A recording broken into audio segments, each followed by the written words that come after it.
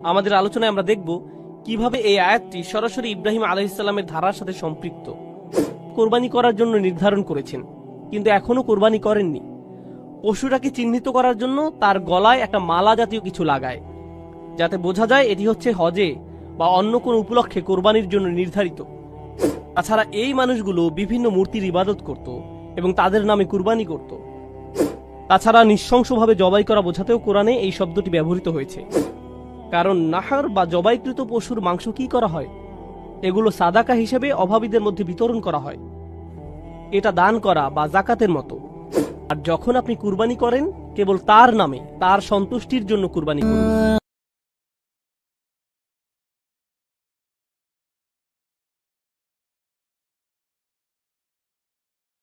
এখানে সালাত বলতে আল্লাহ ফরজ সালাত বুঝিয়েছেন। ইবনে আব্বাস বলছেন, ওয়াজাহা বাজামা ইলা আন্নাহা জিনসুস সালাত। তিনি বলছেন আল্লাহ শুধু নামাজ আদায় করুন বলেছেন। যেহেতু কোন নামাজ সেটা নির্দিষ্ট করে বলেননি, তাই এর মাধ্যমে সকল প্রকার নামাজের কথা বলা হচ্ছে, ফরজ নামাজ সহ অন্যান্য সকল নামাজ। সালাত সম্পর্কে আরো অনেক মতামত পাওয়া যায়, যেমন ওয়াকিল আল মুরাদ বিহা সালাতুল ঈদ বিন নাহর, অর্থাৎ যেহেতু এই আয়াতের শেষে ওয়ানহার শব্দটি আছে, মানে কুরবানি করা, তাই অনেকের মতে এখানে নামাজ বলতে নির্দিষ্টভাবে ঈদের নামাজকে বোঝানো হয়েছে। ঈদের নামাজ আদায় করে তারপর কুরবানি করা। তারা আয়াতে উল্লেখিত নামাজ আদায় করা এবং কুরবানি করাকে একই সাথে যুক্ত করেছেন, কিন্তু অধিকাংশের মতে এর মাধ্যমে নির্দিষ্টভাবে কোনো সালাতকে বোঝানো হয়নি।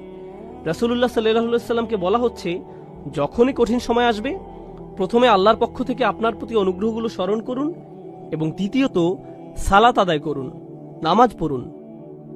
এরপর আল মুরাদ আসসালাতু বিসসুবহি বিমুজদালিফা আন-নাহর বিমিনা। এই ব্যাপারে সর্বশেষ মত হলো, সালাত বলতে আল্লাহ এখানে হজের সময় মুজদালিফায় ফজরের নামাজের কথা বলেছেন এবং নাহর বলতে মিনায় কুরবানি করা বুঝিয়েছেন। ওয়াল আকসারুনা আন্নাল মুরাদ বিন নাহরি নাহরাল আদাহি। এটাও খুবই গুরুত্বপূর্ণ।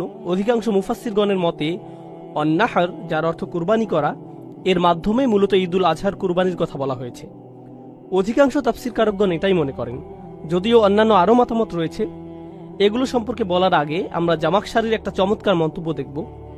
তিনি বলেন, ওয়া ইন্না সুন্নাতাল কুরআনি যিকরুজ যাকাতি বাদা সালাত, অর্থাৎ কোরআনের সুন্নাত হলো সালাতের পরে জাকাতের কথা বলা। যেমন আল্লাহ বলছেন, ওয়াকিমুস সালাতা ওয়া আতুজ যাকাত, ওয়াকিমুস সালাতা ওয়া আতুজ যাকাত। তো এখানেও একই কথা বলা হচ্ছে, ফাসল্লি লিরাব্বিকা ওয়ানহার। কারণ নাহার বা জবাইকৃত পশুর মাংস কি করা হয়? এগুলো সাদাকা হিসেবে অভাবীদের মধ্যে বিতরণ করা হয়। এটা দান করা বা জাকাতের মতো। তাহলে এখানেও প্রথমে আকিমুস সালাত, এরপর আতুজ জাকাতের কথা বলা হচ্ছে।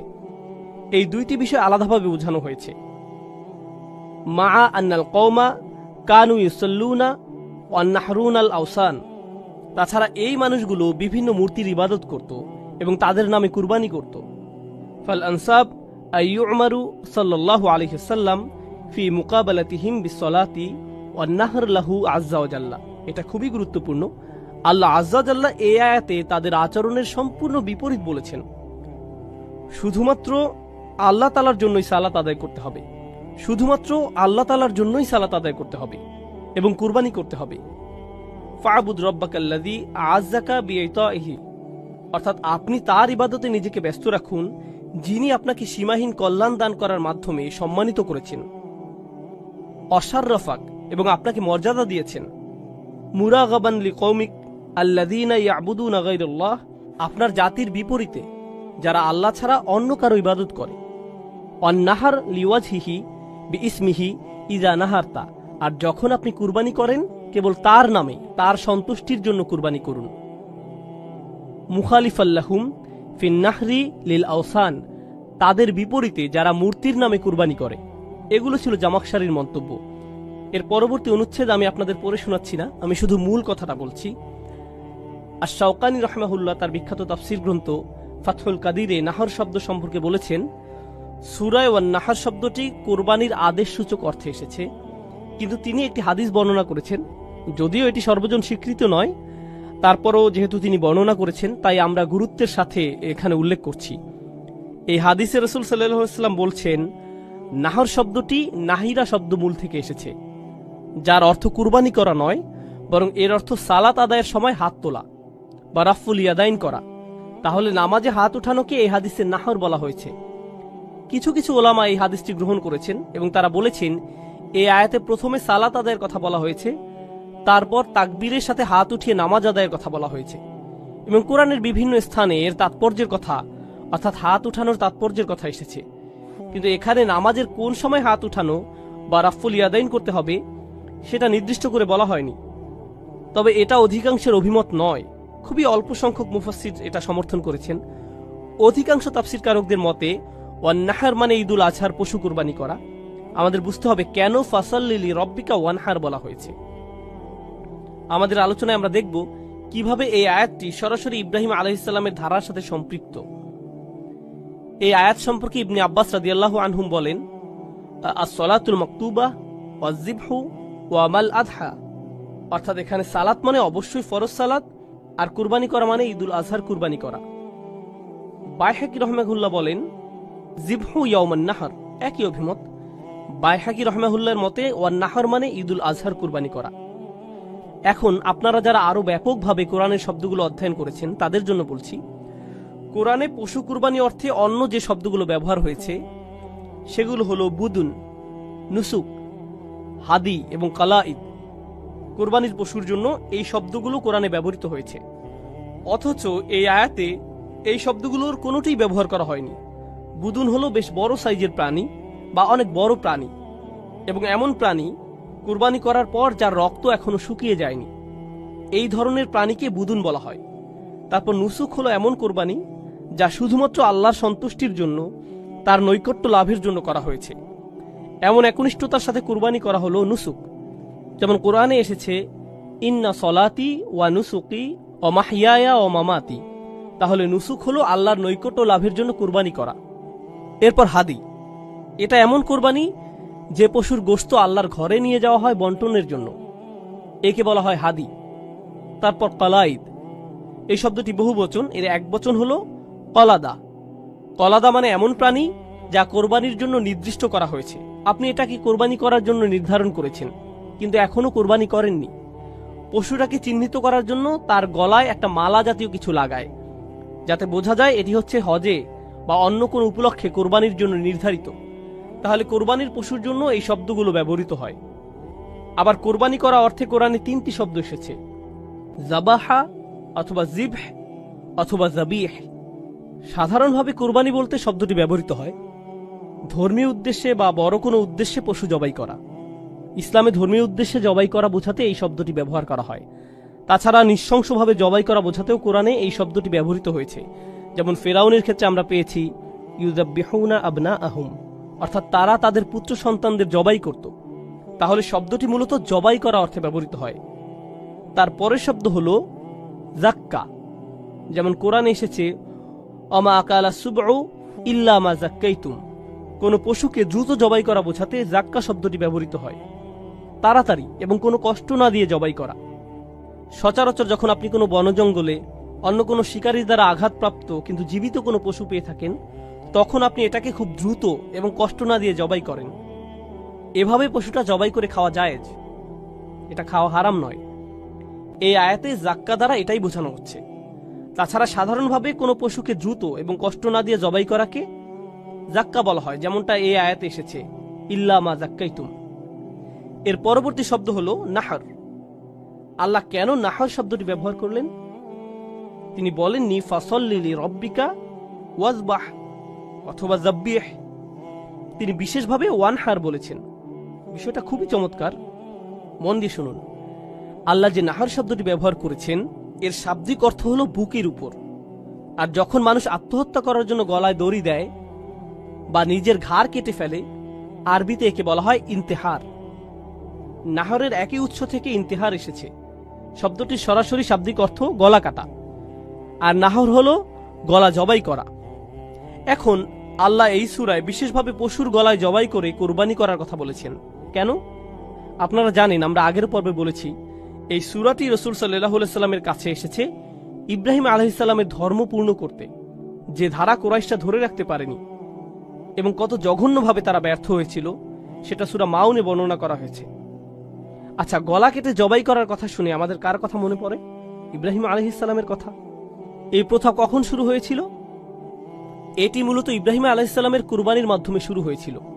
এখানে ওয়ানহার শব্দটির মাধ্যমে রাসূল সাল্লাল্লাহু আলাইহি সাল্লামকে আল্লাহ সংক্ষেপে বলছেন, মাত্র 2টি সূরা পূর্বে এই কুরাইশদেরকে আল্লাহ বলেছিলেন, ফালিয়াবুদু রব্ব হাযাল বাইত, তাদের উচিত এই ঘরের রবের ইবাদত করা।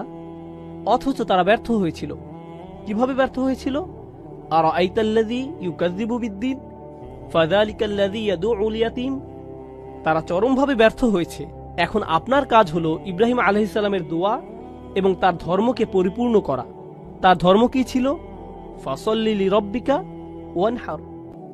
সুবহানাল্লাহ, কি চমৎকারভাবে আল্লাহ ওয়ানহার শব্দটি ব্যবহার করে আমাদের জানিয়ে দিচ্ছেন যে রাসূল সাল্লাল্লাহু আলাইহি সাল্লাম শুধুমাত্র ইব্রাহিম আলাইহিস সালামের দোয়ার ফসল নন, বরং তার মাধ্যমে আল্লাহ ইব্রাহিম আলাইহিস সালামের পরম্পরাও পরিপূর্ণ করেছেন। এখন আমরা শেষ আয়াতে আসি, ইন্না শানিআকা হুয়াল আবতার। এখানে ইন্না শব্দটি গুরুত্বপূর্ণ। এই সিরিজে আমি আগেও বলেছি, আরবিতে ইন্না শব্দটি সন্দেহে আপতিত ব্যক্তিকে উদ্দেশ্য করে বলা হয়। সন্দেহে আপতিত ব্যক্তিকে উদ্দেশ্য করে। সূরাটি প্রাথমিকভাবে রাসূল সাল্লাল্লাহু আলাইহি সাল্লামকে উদ্দেশ্য করে বলা হয়েছে। আল্লাহ এখানে কাফেরদের উদ্দেশ্য করে সরাসরি কোনো কথা বলেননি।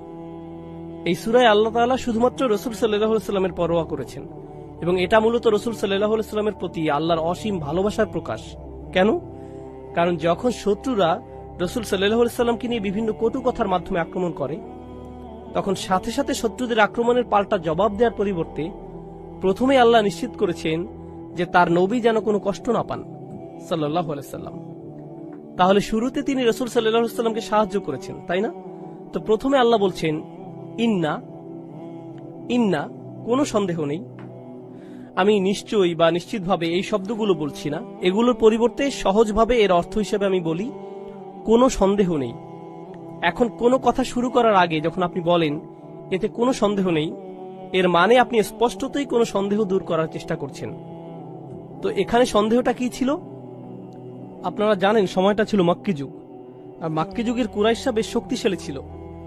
অন্যদিকে রাসূল সাল্লাল্লাহু আলাইহি সাল্লাম তেমন শক্তিশালী ছিলেন না। তার কোনো সৈন্যবাহিনী ছিল না। খুব অল্প সংখ্যক সাহাবা ছিল তার, যারা অত্যাচারিত এবং নিপীড়িত হচ্ছিল। মোট কথা, তারা কোনো অবস্থাতেই শক্তিশালী ছিলেন না। যেহেতু কুরাইশরা তারা সংখ্যায় অধিক ছিল এবং তাদের অনেক ক্ষমতা ছিল, এমনকি কিবলার দখলও তাদের হাতে ছিল, তারা নবীজি সাল্লাল্লাহু আলাইহি সাল্লামকে মুখের উপর আজে বাজে কটু কথা বলতে পারত, যার বিপরীতে তারা কখনো প্রতিশোধের সম্মুখীন হয়নি। এই সব কিছু দেখে আপাত দৃষ্টিতে মনে হয় তারা এত শক্তিশালী আর ক্ষমতাধর, আমরা কিভাবে তাদের সাথে পেরে উঠব? কিন্তু আল্লাহ বলছেন তারা দেখতে যতই শক্তিশালী হোক না কেন, তারা নিশ্চিহ্ন হয়ে যাবে, এতে কোনো সন্দেহ নেই। এ ব্যাপারে কোনো সন্দেহ মনে রাখবেন না। ইন্না শানিআকা হুয়াল আবতার। এরপর শানিআকাতে যাবার আগে আমরা বাতার নিয়ে কথা বলবো। ইবনে জারির বলেছেন, বাতারা মুহাম্মাদুন মিন্না। আব্দুল্লাহ ইবনে মুহাম্মদ রাদিয়াল্লাহু তাআলা আনহুর মৃত্যুর খবর চারদিকে ছড়িয়ে পড়েছে যে রাসূলের বংশ নিঃশেষ হয়ে গেছে। আরবিতে বাতারা শব্দটি ব্যবহৃত হয় যখন কোনো পশুর লেজ কাটা যায়। এটা কোনো প্রাণীর অপমান বোঝাতে ব্যবহৃত হয়, এবং আরবরাও অপমানিত হবে যখন তাদের নাম নেয়ার মতো কোনো ভবিষ্যৎ প্রজন্ম থাকবে না। এখন আপনার বংশধারা কার মাধ্যমে অব্যাহত থাকবে? আপনার ছেলের মাধ্যমে নাকি আপনার মেয়ের মাধ্যমে? আপনার ছেলের মাধ্যমে। আপনার মেয়ে বিয়ের পর তার স্বামীর বংশ রক্ষা করবে এবং এভাবেই চলতে থাকবে। তাহলে আপনার বংশ রক্ষা করার জন্য আপনার কাছে যদি ছেলে না থাকে, এটা ঠিক ততটাই বিব্রতকর যতটা বিব্রত একটা প্রাণী তার লেজ কাটা যাবার পরে হয়। আর এটাই বাতারা শব্দের শাব্দিক বিশ্লেষণ, এবং এই শব্দটাই তারা নবী সাল্লাল্লাহু আলাইহি সাল্লামের জন্য ব্যবহার করা শুরু করেছিল। প্রসঙ্গত, আবু লাহাবও নবীজি সাল্লাল্লাহু আলাইহি সাল্লামকে উদ্দেশ্য করে এই শব্দটি বলেছিল। তাদের কথার জবাবে আল্লাহ বলছেন আবতার, মানে চূড়ান্তভাবে নিশ্চিহ্ন হয়ে যাওয়া। রাসূল সাল্লাল্লাহু আলাইহি সাল্লামের শত্রুরা অবশ্যই একেবারে নিশ্চিহ্ন হয়ে যাবে, তারাই শিকড় কাটা হবে, আপনি নন। এই আয়াতটি কেন গুরুত্বপূর্ণ সেটা জানতে আমরা ওলামাগণের মন্তব্য পড়ব, এবং আমরা বুঝতে পারব কেন আল্লাহ আযজা ওয়া জাল্লা এই শব্দটি ব্যবহার করেছেন এবং এই সূরায় এই শব্দটি কতটা শক্তিশালী। ইন্নামান আবগাদাক মিন কওমিকা লা মুখালিফাতুক লাহুম হুয়াল আবতার লা আনতা। জামাখশারী রাহমাহুল্লাহ বলেন, এখানে হুয়া শব্দের উপর মন্তব্য করেছেন। আপনারা জানেন এখানে আপনার শত্রুরা নিশ্চিহ্ন হবে বলার পরিবর্তে বলা হয়েছে কেবলমাত্র আপনার শত্রুরাই নিশ্চিহ্ন হবে। এই কথাটা বলে আপনি পরোক্ষভাবে আরেকটা কথা বলছেন। আপনাদেরকে প্রথমে আরেকটা উদাহরণ দেই। আমার ছেলে আমাকে বলে যে দুধ খেয়েছে সে কিন্তু আমি না। এভাবে বলার মাধ্যমে মূলত অন্য কিছু বোঝাতে চাইছে। যে দুধ খেয়েছে সে কিন্তু আমি না, আমার ভাই খেয়েছে, অথবা বোন খেয়েছে, অথবা অন্য কেউ, তাই না? তাহলে এভাবে বাক্যটি অন্য একটি অর্থ বোঝায়।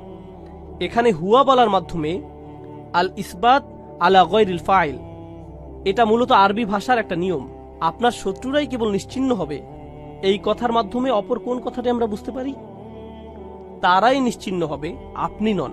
লা আনতা, আপনি নন। এখন আল্লাহ এই কথাটা সরাসরি বলেননি, তিনি এটা পরোক্ষভাবে বলেছেন। তিনি কেন সরাসরি বলেননি? মুফাসসিরগণ এটা ব্যাখ্যা করেছেন, ভাষা থেকেও পরোক্ষভাবে বোঝা যাচ্ছে। কিন্তু কেন আল্লাহ সরাসরি এটা উল্লেখ করলেন না? কারণ আল্লাহ তাদের সাথে তার রাসূলের নাম যুক্ত করতে চান না, সাল্লাল্লাহু আলাইহি সাল্লাম। তিনি বিষয়টা তুলতেই চান না। নিঃসন্দেহে এটা নবী আলাইহিসসালাতু ওয়াসসালামের সুমহান মর্যাদার প্রকাশ করে। তাহলে আবতার কথাটি শুধুমাত্র তার শত্রুদের জন্য ব্যবহৃত হয়েছে। তাছাড়া পরোক্ষভাবে এটাও বলা হচ্ছে যে এর সাথে আপনার কোনো সম্পর্ক নেই। কথাটা সরাসরি উল্লেখ করা হয়নি যাতে রসুল সাল্লাল্লাহু আলাইহি সাল্লামের প্রতি করা আপত্তিকর মন্তব্যগুলো আবার সামনে না আসে। সুবহানাল্লাহ। লিআন্না কুল্লা মান ইউলাদ ইলা ইয়াউমিল কিয়ামাতি মিনাল মুমিনিন ফাহুম ওয়ালাদুক ওয়া আ'কাবুক। কারণ কিয়ামত পর্যন্ত যত ঈমানদার এই পৃথিবীতে জন্ম নেবে, যত শিশুকে জন্মের পর কানে আজান দেয়া হবে, এদের প্রত্যেকেই এদের বংশের অংশ। এদের প্রত্যেকেই আপনার বংশের অংশ।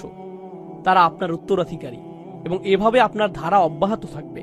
আমাদের স্মরণকে অব্যাহত রাখার উপায় হলো সন্তান জন্ম দেওয়া। কিন্তু রাসূল সাল্লাল্লাহু আলাইহি সাল্লামকে তার বংশধারা অব্যাহত রাখার এক অনন্য পন্থা দেয়া হয়েছে, যা অন্য কাউকে দেয়া হয়নি। তাই চীন থেকে কেউ লা ইলাহা ইল্লাল্লাহ বলুক, বা আফ্রিকা থেকে লা ইলাহা ইল্লাল্লাহ বলুক, তারা সমানভাবে রাসূলুল্লাহ সাল্লাল্লাহু আলাইহি সাল্লামকে ভালোবাসে। এমনকি তারা তাদের নিজেদের দেশ, জাতি এবং বংশের চেয়ে তাকে বেশি ভালোবাসে। যে কোনো শিশু যে লা ইলাহা ইল্লাল্লাহ সম্পর্কে জেনেছে এবং এটি ধারণ করেছে, তাকে আপনি জিজ্ঞেস করুন, তুমি কাকে বেশি ভালোবাসো? সে অবশ্যই প্রথমে রাসূলের প্রতি তার ভালোবাসা প্রকাশ করবে। সুবহানাল্লাহ। কোন পরিবারে এমন অটুট বন্ধন নেই। আপনারা জানেন পরিবারের সদস্যদের মধ্যে ঝগড়া বিবাদ হয়, তাই না? পরিবারগুলোতে ভাঙন ধরে, উত্তরাধিকার বা এটা সেটা যে কোনো বিষয়ে পরিবারগুলো ভেঙে যায়। রাসূল সাল্লাল্লাহু আলাইহি সাল্লামকে আল্লাহ কেমন এক অনন্য পরিবার দিয়েছেন। সুবহানাল্লাহ। তার উম্মার মাধ্যমে তার ধারা অব্যাহত রাখা হয়েছে। তাই এর সাথে তুলনা করলে হুয়াল আবতার, আপনার শত্রুরাই নির্বংশ হবে। ফামিসলুক লা ইউকালু লাহু আবতার। তাছাড়া আপনার মতো মানুষ কখনো আবতার হতে পারে না। এগুলো জামাকশারী রাহমাহুল্লাহর মন্তব্য। ওয়া ইন্নাল আবতার হুয়া শানিউ কাল মুনসা ফিদ দুনিয়া ওয়াল আখিরা আল মুনকাতি। যে নিতান্তই নির্বংশ হবে, নিশ্চিহ্ন হবে, সে আপনার শত্রু ছাড়া আর কেউ নয়, যারা দুনিয়া ও আখিরাতে ধ্বংস হবে। ওয়া ইন যুকিরাহু যুকিরা বিল্লাআন। এমনকি যখনই তাকে স্মরণ করা হয় বা তার নাম নেওয়া হয়, তাকে অভিশাপ দেয়া হয়। যখনই আমরা এসব লোকের কথা বলি যারা নবী আলাইহিসসালাতু ওয়াসসালামকে কষ্ট দিয়েছিল, তাদেরকে আমরা অভিশাপ দিই। আমাদের অভিশাপে তাদের জাহান্নামের শাস্তির বোঝা আরো খানিকটা বেড়ে যায়। যুগে যুগে ইমানদারেরা যখনই আবু জেহেল বা আবু লাহাবের নাম নিয়েছে, তারা তাদের প্রশংসা নিশ্চয়ই করেনি, বা তারা তাদের জন্য দোয়া করেনি, তারা তাদেরকে অভিশাপ দিয়েছে, এবং আল্লাহ ইমানদারদের অভিশাপ গ্রহণও করেছেন। তাহলে লাখো কোটি মানুষের প্রজন্মের পর প্রজন্ম তাদের অভিশাপ করছে। তারা চেয়েছিল পৃথিবীতে তাদের বংশধারার মাধ্যমে, তাদের ছেলেদের মাধ্যমে তাদের নাম টিকিয়ে রাখতে।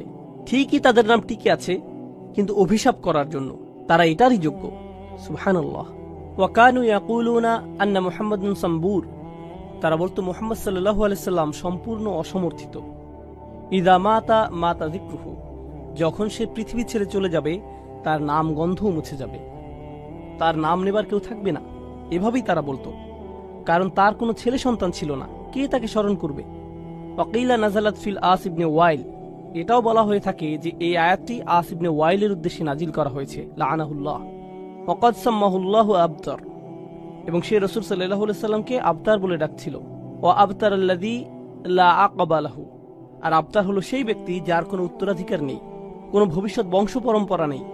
অমিনহুল হিমার আল আবতার আল্লাযী জাম্বালাহু। আমি আগে যেমনটা বলেছিলাম, ভাষাগত এর অর্থ হলো গাধা অথবা অন্য কোনো প্রাণী যার লেজ কাটা গিয়েছে এবং এখন আর লেজ নেই। কদিমা কাব বিন আল আশরাফ। এই সূরা সম্পর্কে আরও একটা বর্ণনা আছে। একবার কাব বিন আশরাফ মক্কায় আসলো। ফাকাল আলাহু কুরাইশ। কুরাইশরা বলল, আনতা খয়রুন আহলাল মাদিনাতি ওয়া সাইয়্যিদুহুম। তুমি মদিনার সেরা মানুষদের একজন এবং তাদের নেতা। আলা তারা ইলা হাযা সাবি আল মুনরাতির মিন কওমিহি ইয়াজমুউ আন্নাহু খায়রুম মিন্না। তুমি কি তাকে দেখোনি যার কোনো সমর্থন নেই? সে এতিম, তার জাতিতে তার কোনো উত্তরাধিকার নেই, তারপরেও সে মনে করে সে আমাদের চেয়ে উত্তম। ওয়া নাহনু লাহুল হাজিজ। অথচ আমরাই হাজিদের আতিথেয়তা করি। ওয়া আহলুস সাকায়াহ। এবং আমরাই তাদের পান করাই। ওয়া আহলুস সাদানাহ ক্বালা আনতুম খায়রু মিনহু। তাহলে কাব বিন আশরাফ মদিনা থেকে মক্কায় আসলো এবং তারা তাকে বলতে লাগলো, এই লোকটাকে দেখেছো? সে মনে করে সে আমাদের চেয়ে উত্তম, অথচ আমাদেরকে দেখো, আমরা কাবার রক্ষণাবেক্ষণ করি, আমরা এটা করি সেটা করি। তুমি কি মনে করো আমাদের মধ্যে কে উত্তম? আর কেই বা এই পৃথিবী থেকে নিশ্চিহ্ন হয়ে যাবে? কার নাম নিশানা মুছে যাবে? উত্তরে সে বলল, আনতুম খয়রুম মিনহু। অবশ্যই তোমরা তার চেয়ে উত্তম। এবং যখন সে এই কথাটা বলল, ফানাজালা ইন্না শানিআকা হুয়াল আবতার, তার কথার প্রতি উত্তরে এই আয়াতটি নাজিল হয় যে আপনার শত্রুরাই কেবল নিশ্চিহ্ন হবে।